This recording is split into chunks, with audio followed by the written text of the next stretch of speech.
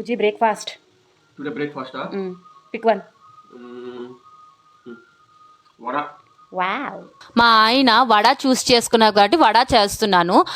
ఇడ్లీ అయినా వడ అయినా మినపప్పు నానబెట్టేసాను, అందుకనిసే ముందు రోజే మినపప్పు నానబెట్టేసాను. మాది తొక్క మినపప్పు వాడతాము, ఎందుకంటే ఈ తొక్క మినపప్పు అనేది ఎక్కువ ప్రోటీన్స్ ఉంటాయి మామూలు మినపప్పు కన్నా.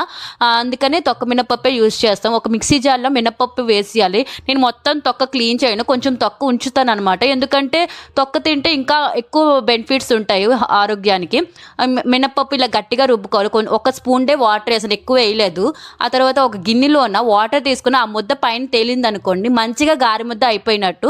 నెక్స్ట్ ఇంకో గిన్నెలోన ఇలాగ గారి ముద్ద అంతా వేరేగా తీసుకొని పక్కన పెట్టుకోండి.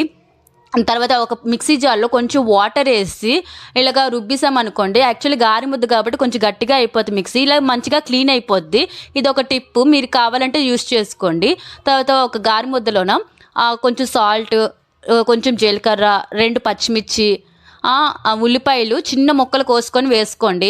యాక్చువల్లీ పచ్చిమిర్చి అల్లం కలిపి రుబ్బేస్తే ఇంకా టేస్ట్ బాగుంటుంది, కానీ మా ఇంట్లోన అల్లం లేదు, అందుకని ఒట్టి పచ్చిమిర్చి వేసేసాను.